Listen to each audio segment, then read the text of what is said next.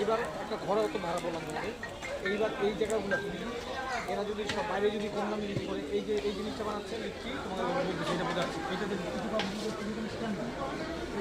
দামে বিক্রি করে আমি এই তো বলিনি যারা এখানে খানে বলো এখানে খাবে না।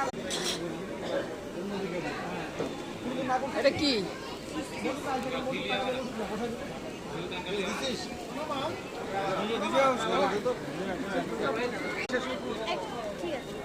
চিজ মশলা না তো? মশলা দিব না, চিজ ওনলি চিজ। আর একটু চিজ দিন। আরে আর কত চিজ, বেশি চিজ খাই কি গো এগুলো?